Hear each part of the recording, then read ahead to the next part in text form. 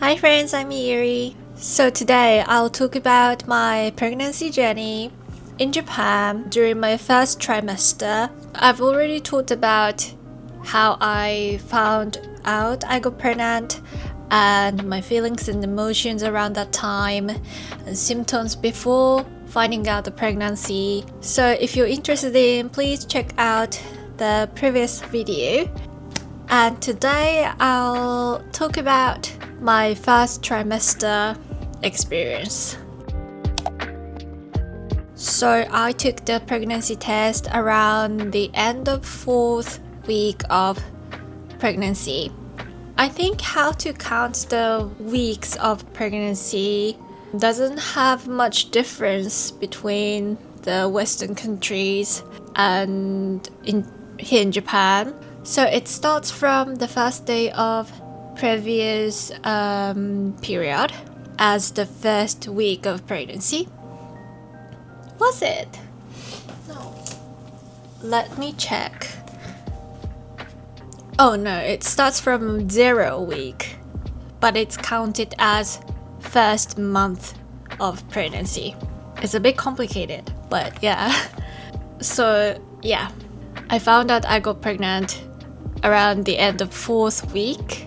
So my symptoms started already from at the end of 4th week. I felt nauseous, had sore breasts, and just feeling sick. It got worsened around from 6th or 7th week up until 15th or 16th week. So it was long.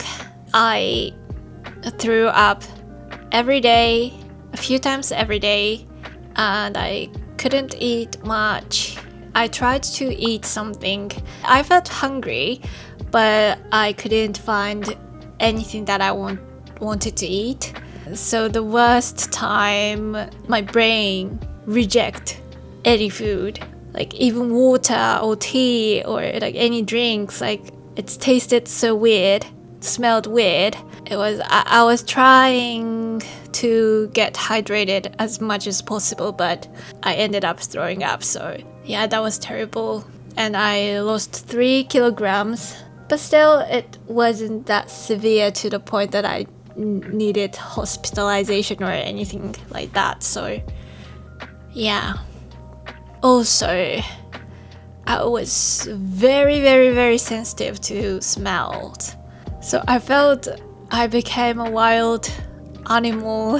Like even from like far away, like 10 or 20 meters away, I could smell something in my house. Not only the smell of particular stuff such as food or fragrance, like I couldn't stay in the living room because we live in the old house. We renovated it, but still it's a wooden house. Also, there is one room with tatami, Japanese style tatami. The mixture of like every fragrance and smells and like the tiny bits of smells, I couldn't bear with it.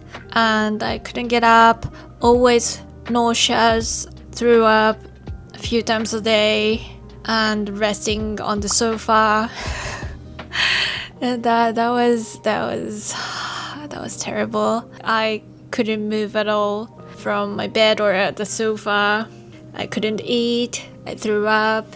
I felt very useless, because I couldn't do anything all day. And I think I didn't have much emotional burden, but there is a time when I felt like I didn't do anything productive. I feel very isolated. I couldn't meet my friends. I couldn't talk to my family. I felt so isolated socially. And yeah.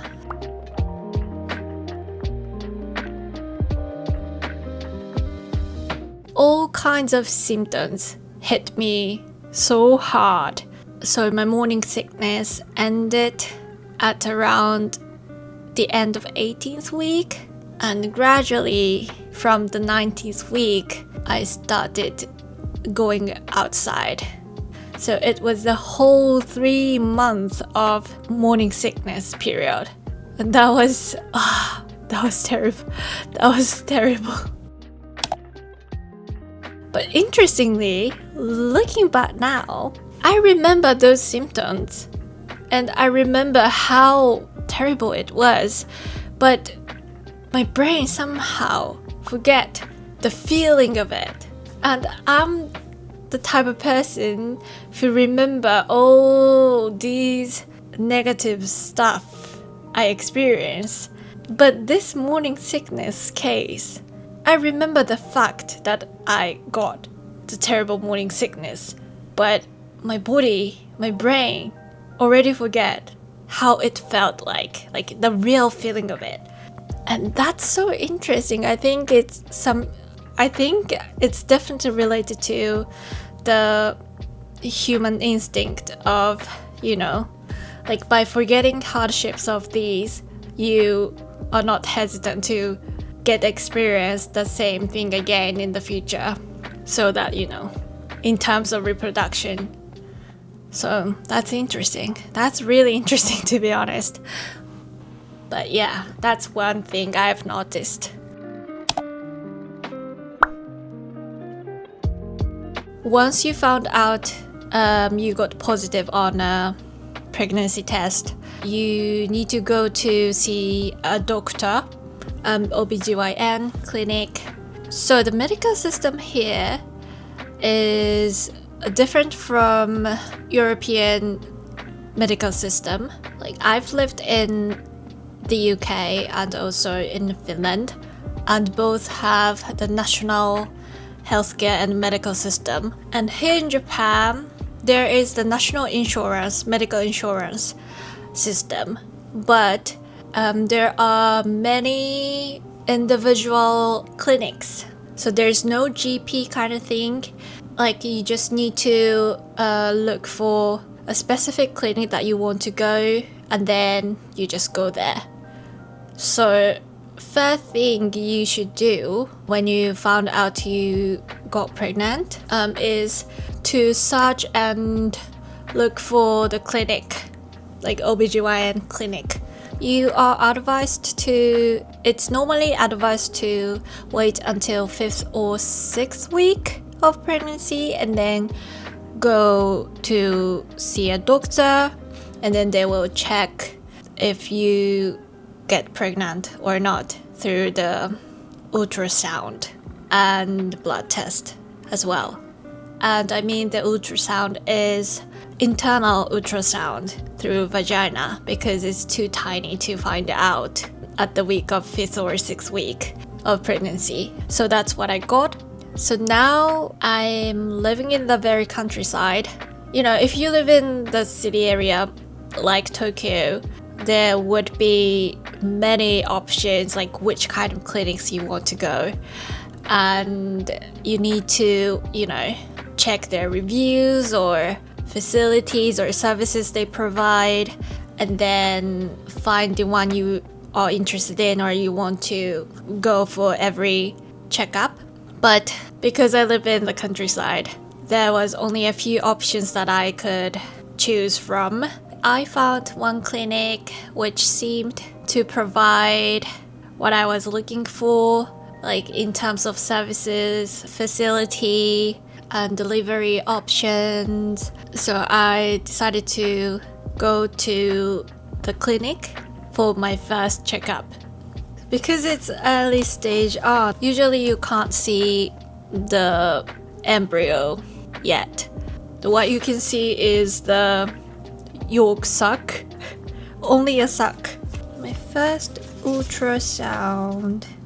So I think this is my first ultrasound I've got.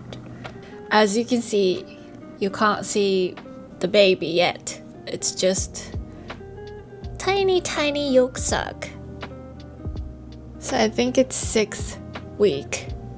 And also at the week 9, finally, there's the baby. And this was the yolk sac, I guess.